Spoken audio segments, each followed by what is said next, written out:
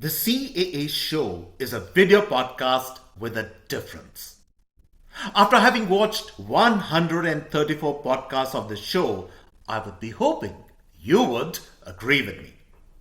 And if you haven't watched our podcast, you can do so by pressing the big red subscriber button on your screen. Subscription is, of course, completely free. And so, at the tail end of the year, I will give you my take on the 5 worst and the 5 best performers of the year. 5 worst in today's podcast and the 5 best revealed in tomorrow's podcast. And as you would expect, this selection has been made with a twist. So, ladies and gentlemen, what are we waiting for? Grab your munchies and your beverage of choice or snuggle up in your razai to view a rollout of people and events that made us gnash our teeth both in frustration and anger in 2022. It won't be a pretty sight, but hey, we are not in the pleasing business, are we? My top villain on the list is a phenomenon that quite literally invades my senses, gets into my lungs, and then in my brain, leaving me choked, helpless, powerless, and of course, sick. And it's not only me, but millions and millions of countrymen that get attacked by this scourge. Such is the demonic intensity of our top villain. Pollution in our country is not anyone's deformed offspring, but a kind of a FIFA football to be freely kicked around by all and sundry and all manner of teams, and especially by our politicians and lawmakers. The real question is that as a citizen of this country, don't I have the right to eat hygienic food and breathe clean air? After all, is that not the very minimum that I ask of our representatives, our elected representatives? And even at its very minimum, that is also we do not get. And blame it not only on one or two chief ministers, but the blame must be spread all around. We all know how Kejriwal failed us both in Punjab and in Delhi on this issue. For all his tall promises about a pollution-free Delhi, the only solution we have got so far are some fancy-looking imported water tankers that spray a fine mist that inconveniently turn up at peak traffic hours, choking traffic. Job done, the tanker moves on, and within seconds, fumes belched by vehicles at a choke point cover the clean area with soot and grime. That is management Kejriwal style. But not him alone. The central government has also to take the blame in this choking crisis. Instead of calling a special session of parliament and in enacting tough legislation or taking strident measures to curb pollution, the BJP ends up pointing fingers at Kejriwal. We want solutions, dear government, not a shifting of the blame. And if the strategy is to discredit Kejriwal more and more and not do anything and hope his government falls under the weight of its own contradictions, then it is a bad idea. People don't forgive and forget easily, especially when their lungs are attacked. So, after spending so much of time on pollution, let us take a short rain check on Kejriwal and move on to the second biggest failure of the year. I will, of course, come back to Kejriwal, though a little later. Second damn squib is the woke left liberal crowd, not only in India, but also in Europe and even in America. And let me say with a certain glee in my heart that they abjectly failed this year. On all their issues of concern, or rather insincere focus, either someone else has taken the lead or they have failed miserably. On the hijab and the social cohesion issue, look at the changed narrative. The Iranian government crackdown and the brutality on hijab protesters has completely exposed the hypocrisy of liberals in India who were upholding the so-called rights of Muslim women in India to wear the hijab. Male oppression and cruel diktats do not mean different things in Iran or in India. It is the same thing and a universal problem. But by supporting orthodoxy in India, the liberal woke crowd here exposed itself like never before. And exposed also with the so-called liberal champions of free speech and social cohesion in India. Both Ravish Kumar and NDTV topped the list. Ravish Kumar offered us a comical, delusional interpretation of his exit. Adani had spent thousands of crores to acquire NDTV only to get him out. Really? Adani's money must have been demonetized on its own, that he was in a tearing hurry to offload his money to force Ravish out. The delusions and comical relief offered by Ravish in crushing, grinding, and then repackaging events and news. What would we do without it? And only for that hysterical ingenuity, the top prize of making a faluda of news and current events and offering it as the gospel truth must try jointly be shared between Ravish Kumar and Karan Thapar and Arfa Khanum Sherwani of The Wire. Lage raho, woke left liberal bhai and behen lok. And as for NDTV, well, the other archangel of liberalism and former diva at NDTV, Barkha Dutt, offered an explanation in a tweet. She hinted that Adani and Pranoy had been in cahoots all along for the takeover of NDTV.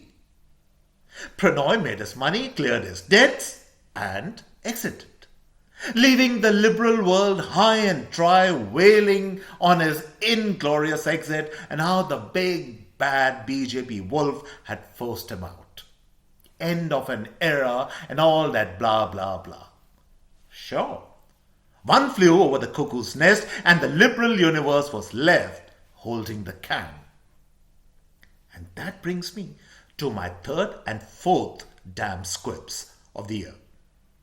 And hand over my heart, it cannot be none other than Bollywood and our cricket team. I won't spend too much time analyzing the problem. You're all aware of what is really going on. Films are flopping left, right, and center, and the cricket team finds that it can only win against Bangladesh, and that also a pathetic victory. So, what's gone wrong? In the case of Bollywood, or rather Hindi films, it's a no-brainer. The first big reason is this crazy reliance on the Khans to deliver the goods.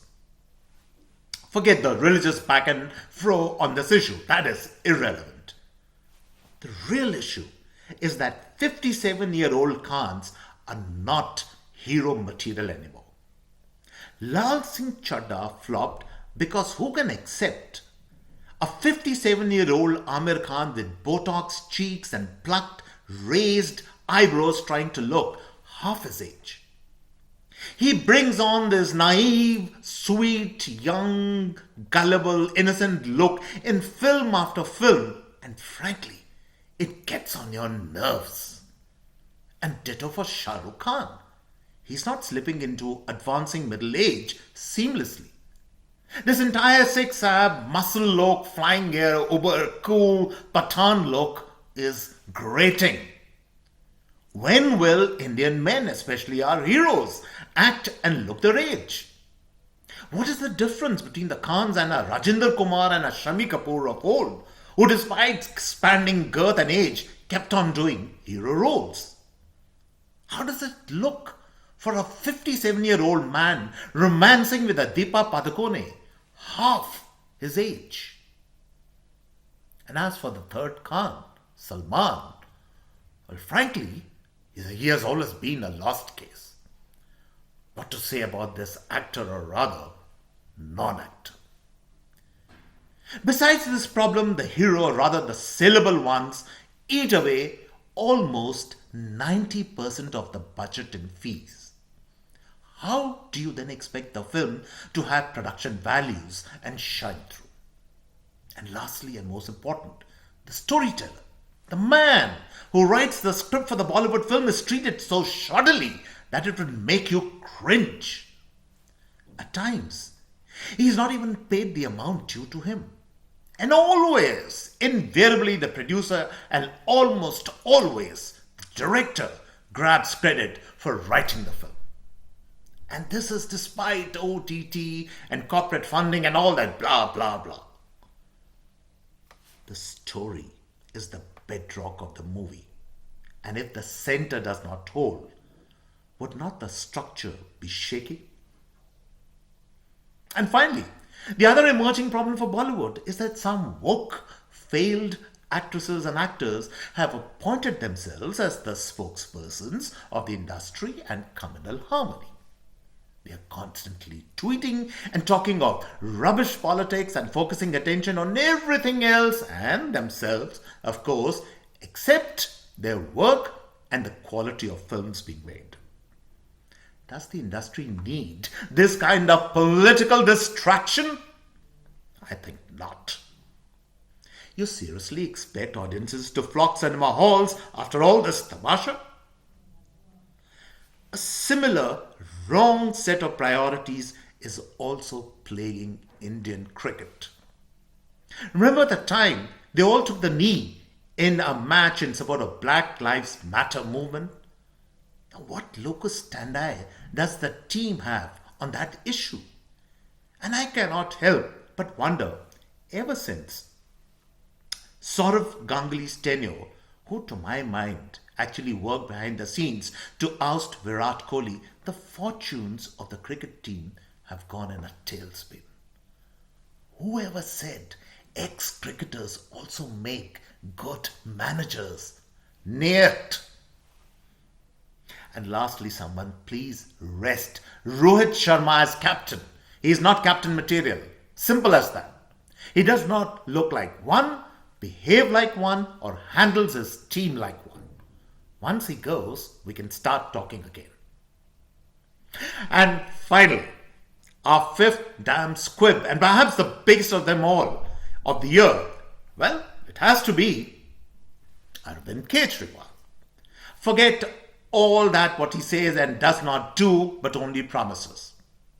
His only achievement this year is winning the MCD elections in Delhi and the elections in Punjab, because frankly, at that point in time in Punjab, all the parties were hell-bent on committing harakiri. Let us talk of results then. In the last few quarters, Punjab has piled up almost a rupees 30,000 crore debt paying for Kejriwal's wasteful freebie schemes. Now, who will repay this debt and how? The drug menace and extremism issue has only multiplied. And in Delhi, the mountain of shame, that garbage mountain at Ghazipur, still stands. For many in Delhi, he was the last man standing on all sorts of issues, and what we get is the last mountain of rubbish still standing. And in Gujarat, he overpromised, and what did he deliver? Nothing. Nada, zilch, as he always does, wherever people buy into his freebie dreams and oily rhetoric. But for me, his single biggest fault was defending a man like Satyendra Jain, lodged in Tihar jail. Who Jain really is not lost on anyone. Both Jain and Kejriwal, in a sense, betrayed the trust of the people who had elected a new entity like AAP to usher in clean, corruption-free politics in the country. Least did we know that we would be betrayed by a corruption of the mind and a return to politics of the sleaziest kind, where promises are made to be broken and falsehoods are spoken with a straight face. And so, I come to the end of this episode of the CAA show, the second last episode of this year. And I hope you really enjoyed this particular episode. You like our show, do subscribe to us. And on this note, it's goodbye, cheers, and we bring you tomorrow the 5 best performers of the year. Goodbye.